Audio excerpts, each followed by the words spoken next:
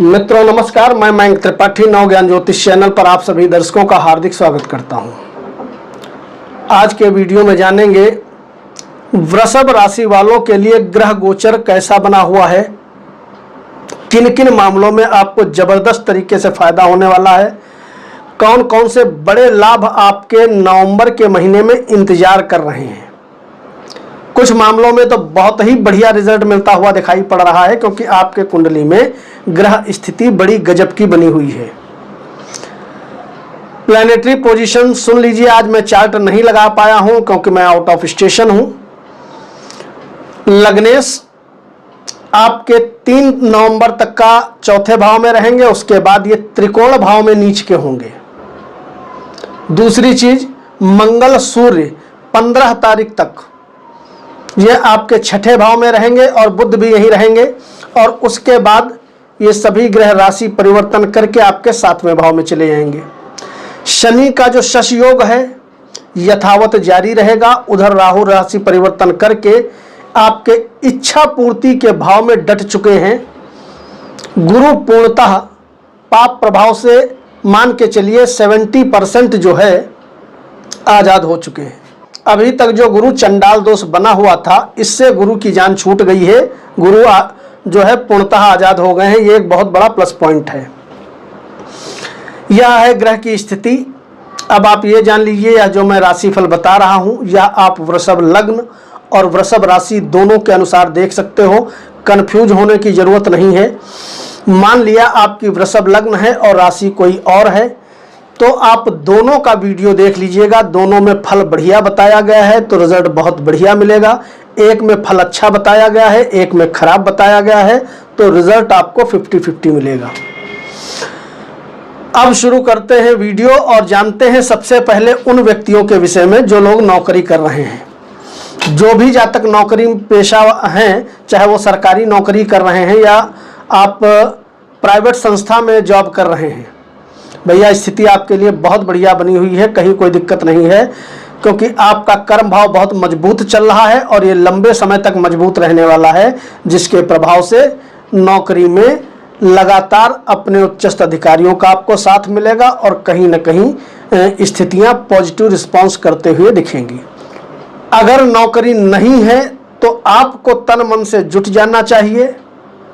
अभी तो नहीं, नवंबर के लास्ट से नौकरी मिलने के योग बनेंगे, लेकिन प्रयास तो आपको शुरुआत में ही करना पड़ेगा।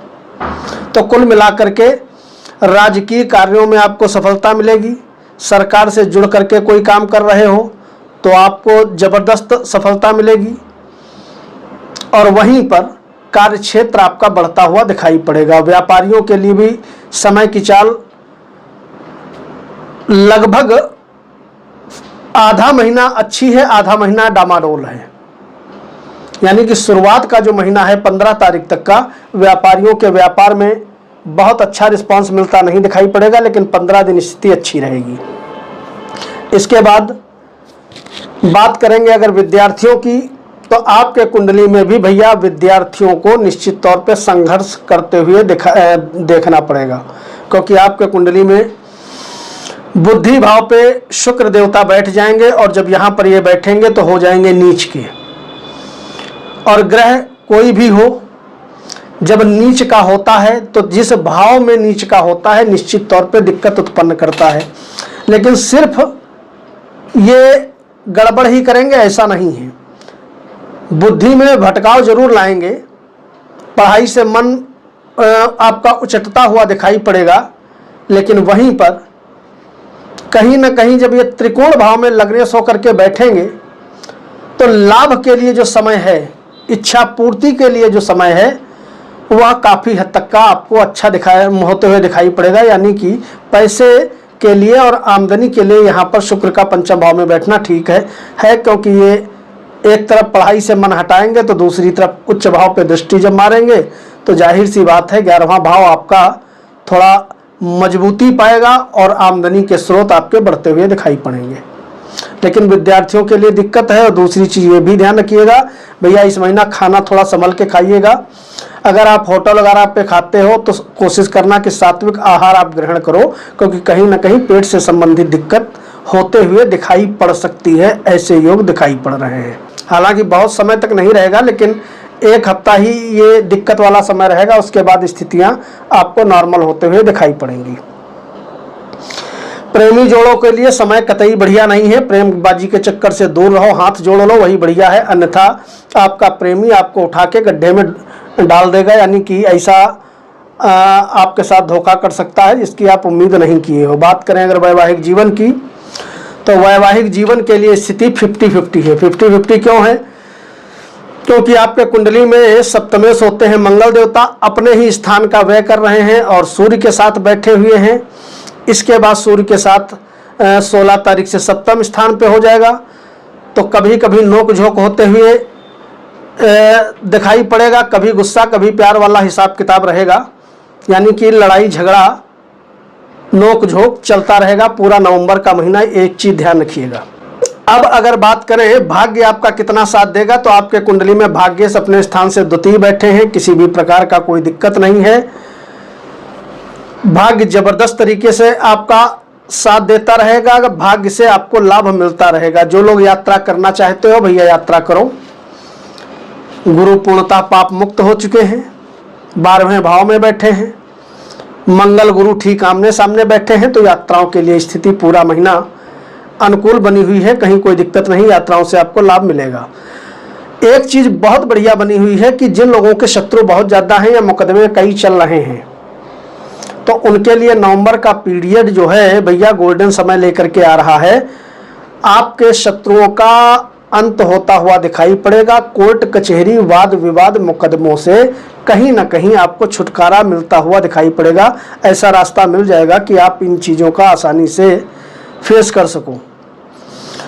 इसके अलावा उन लोगों की भी बात कर लें जो लोग शेयर में पैसा लगाते हैं, क्योंकि अक्सर लोग ये कहते हैं कि शेयर मार्केट के लिए तो भैया जो लंबे समय के लिए निवेश करते हैं उनको रुक जाना चाहिए 16 नवंबर तक। 1 नवंबर से 16 नवंबर तक आप रुक जाइए, लंबे समय के लिए निवेश मत करिए, अन्यथा दिक्कत में आ जाएंगे। और जो लोग ट्रेडिंग का काम करते हो कोशिश करो कि नवंबर पूरा तरीके से अवॉइड कर दो, क्योंकि अगर आपकी वृषभ लग्न है और आपने ट्रेडिंग का काम किया तो पैसा आपका डूबना तय है, और लंबे समय के लिए निवेश किया 16 तारीख से पहले तो भी दिक्कत बनी हुई है। लेकिन आधे समय के बाद 16 नवंबर के बाद यदि आप लंबे समय के लिए निवेश करते हो तो कहीं ना कहीं स्थितियां आपको अनुकूल होते हुए दिखाई पड़ेंगी। इसके अलावा जो लोग किसी भी प्रकार का कोई नया काम व्यापार शुरू करना चाहते हैं उनके लिए मैं कहना चाहूँगा कि इस महीने को आप अवॉइड करिए, बहुत ज़्यादा जल्दबाजी मत करिए, नया व्यापार के चक्कर में मत पड़िए, तो आपके लिए अच्छा रहेगा। दौड़ धूप अधिक रहेगी क्योंकि लग्नेश नीच के रहेंगे, मानसिक अशांति रहेगी, इस चीज़ के लिए माइंड प्रिपेयर रखिएगा। अब स्वास्थ्य की यदि बात करें तो शुक्र नीच होंगे, कन्या राशि में नीच होते हैं, और कन्या राशि के मालिक बुध ये पहले से ही रोग भाव में घुसे पड़े हैं। तो इसका मतलब ये रहा कि जो शुरुआत का समय है लगभग 5 दिन का, 5 नवंबर तक, 1 से लगा करके 5 नवंबर तक का थोड़ा स्वास्थ्य का आप ध्यान रखिएगा। बाकी आपको घबराने की जरूरत नहीं है, क्योंकि 6 तारीख को बुध केंद्र में आ जाएंगे तो स्थितियां आपके धीरे धीरे अनुकूल होते हुए दिखाई पड़ेंगी। जिन लोगों का स्वास्थ्य पहले से गड़बड़ चल रहा है, ओम शुम शुक्राय नमः कम से कम 108 बार सवेरे 108 बार शाम को आप जप करते रहिएगा, ताकि स्वास्थ्य पे कोई विशेष इफेक्ट आपको दिखाई न पड़े। ओवरऑल स्थितियां नॉर्मल रहने वाली हैं। आपके कुंडली में अगर धन की बात करें तो धनेश बैठे हैं 12वें में, और आपके 11वें भाव में राहु बैठ चुके हैं। तो राहु 30 अक्टूबर को ही तो राहु पहुंचे हैं आपके 11वें भाव में, तो एकदम से तो ये पैसा कहीं से लाके नहीं देने लगेंगे, लेकिन यहां से मान के चलिए धन आगमन के रास्ते अब आपके जबरदस्त तरीके से खुलते हुए यहां से दिखाई पड़ेंगे। नवंबर आपका 50-50 है, सामान्य है। भाग्य आपका मजबूत रहेगा, उपाय करिएगा, खुश रहिएगा। कल मिलेंगे। मयंक त्रिपाठी को अनुमति दीजिए। कमेंट बॉक्स में जय शनिदेव जरूर लिखिएगा। नमस्कार।